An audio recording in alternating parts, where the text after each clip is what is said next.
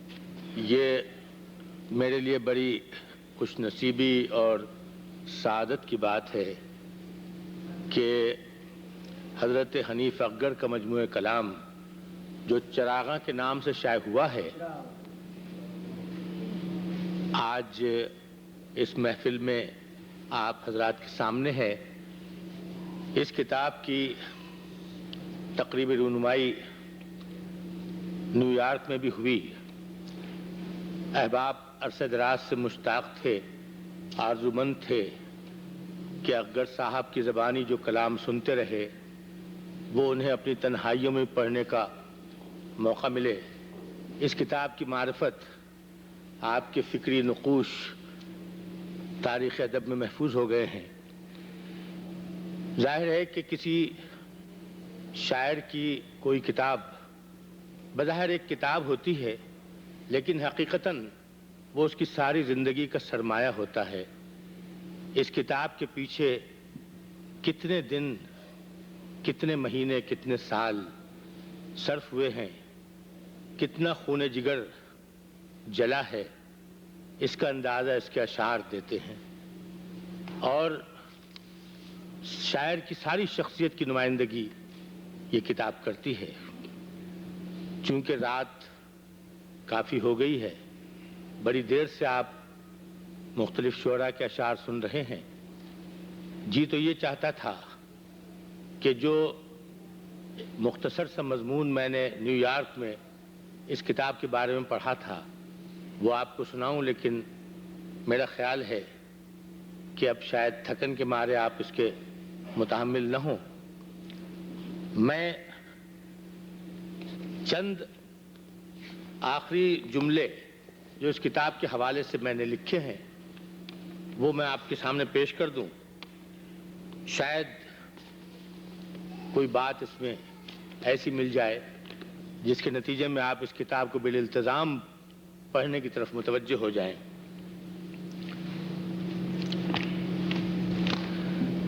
میں نے عرض کیا تھا تاریخ کے تسلسل کے حوالے سے کہ جب ایک بڑا شاعر آتا ہے تو اس کی پیش گوئی اس کے پیش رو کر جاتے ہیں۔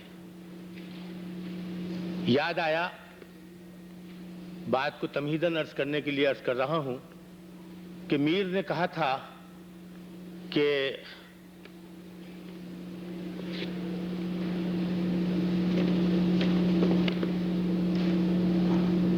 تیز رکھنا سر ہر خار کو اے دشت جنوں، توجہ فرمائیں، تیز رکھنا سر ہر خار کو اے دشت جنوں، شاید آ جائے کوئی آبلہ پا میرے بعد، شاید آ جائے کوئی آبلہ پا میرے بعد۔ پھر میر ایسے شاعر کے بعد غالب ایسا شاعر آتا ہے تو کم و بیش انہی الفاظ کے حوالے سے غالب بھی ایک بشارت دیتا ہے کہ کانٹوں کی زباں سوکھ گئی پیاس سے یارب، کانٹوں کی زباں سوکھ گئی پیاس سے یارب، ایک آبلہ پا وادی پرخار میں آوے۔ دیکھیے یہ آرزو اور حسرت چل رہی ہے آنے والے زمانوں کے استقبال کے لیے، ان شعراء کے لیے جو اس فکر کو آگے بڑھاتے ہیں۔ اور جیسا کہ ولی نے کہا تھا، یقیناً اردو شاعری کا حرف اول ولی دکنی، کہ راہ مضمون تازہ بند نہیں تا قیامت کھلا ہے باب سخن۔ یہ سلسلہ جاری رہتا ہے اور ہم دیکھتے ہیں تاریخ ادب کے تسلسل میں کہ علامہ اقبال جیسا شاعر بھی آتا ہے اور جو خود یہ کہتا ہے کہ من نوائے شاعر فرداستم، وہ بھی اپنے آپ کو ایک مستقبل کے شاعر کی نوا کے حوالے سے پیش کرتا ہے۔ تو گزارش یہ تھی کہ یہ تسلسل جاری ہے، وقت کا سفر بھی جاری ہے، آنے والے لوگ لکھتے رہیں گے۔ اس عہد میں جو کچھ لکھا جا رہا ہے اور بالخصوص امریکہ میں جو کچھ لکھا جا رہا ہے، بلا شبہ بہت اہم لکھنے والے ہیں، لیکن جو کتابیں ہمارے سامنے آتی ہیں اس سے پتہ چلتا ہے کہ یہ عہد بھی گنگ نہیں ہے، خاموش نہیں ہے، اس عہد کے الفاظ بول رہے ہیں۔ اور یہ کتاب حنیف اکگر کے الفاظ میں اس عہد کی فکر، اس عہد کے جذبے اور اس عہد کے احساسات کی نمائندگی کر رہی ہے۔ وہ کیفیات جو آج آپ یہاں محسوس کر رہے ہیں، ہم وہاں محسوس کر رہے ہیں، شاعر اپنی آفاقی فکر کے حوالے سے مختصر الفاظ میں بیان کرتا ہے اور ہمیں دعوت فکر دیتا ہے۔ اکبر صاحب کی شاعری میں ایک بات میں نے خاص طور سے محسوس کی کہ چند الفاظ بار بار آتے ہیں، اور جس لفظ نے مجھے زیادہ متاثر کیا وہ لفظ ہے آئینہ۔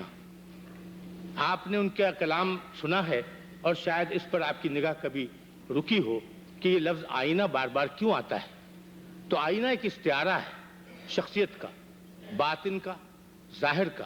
ظاہر ہے کہ اس میں شخصیت منعکس ہو کر سامنے آتی ہے۔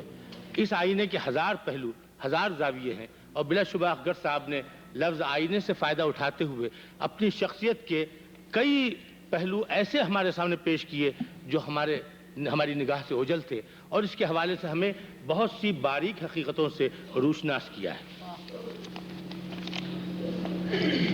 میں نے عرض کیا تھا کہ یہ عمل اسی وقت ممکن ہے جب انسان ماضی کے ساتھ مستقبل کی طرف دیکھنے کا بھی حوصلہ رکھتا ہو۔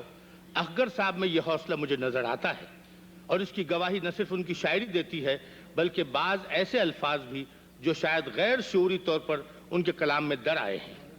آپ شاید اس جملے پر قدرے چونکے ہوں کہ شعر میں الفاظ غیر شعوری طور پر بھی در آتے ہیں۔ جی ہاں، میرا خیال ہے ہر شاعر کے کلام میں کچھ الفاظ ایسے ہوتے ہیں جو شاعر کی نفسیات یا اس کی شخصیت کے کسی خاص پہلو کی طرف اشارہ کرتے ہیں اور بعد ازاں اس کی پہچان بن جاتے ہیں۔ پوری تاریخ ادب میں آپ کو ایسی مثالیں ملیں گی۔ اکبر صاحب کی غزل میں لفظ آئینہ بار بار آتا ہے۔ ظاہر ہے کہ یہ عمل شعوری طور پر نہیں ہوتا، ورنہ شاعر لفظ کی تکرار کے خوف سے اسے ترک کر دیتا۔ دراصل یہ لاشعور کی آئینہ کاری ہے جو شاعر کے باطن کے پردے اٹھاتی ہے۔ میں کوئی شعر نہیں سناؤں گا، آپ سے صرف اتنی گزارش کروں گا کہ چراغاں کا مطالعہ کرتے وقت آئینہ ضرور پیش نظر رکھیے اور دیکھیے کہ اس شاعر کا باطن کتنا شفاف ہے۔ میں ان کے ایک شعر پر اپنی بات ختم کرتا ہوں۔ میں نے جو شعر اس مضمون کے آخر میں لکھا تھا، جو ایک بڑی سچائی، ایک بڑی حقیقت کو سمیٹے ہوئے ہے اور شاید پوری شخصیت کی آئینہ داری کرتا ہے۔ دیکھو ہماری سمت کہ زندہ ہیں ہم ابھی، دیکھو ہماری سمت کہ زندہ ہیں ہم ابھی، سچائیوں کی آخری پہچان کی طرح۔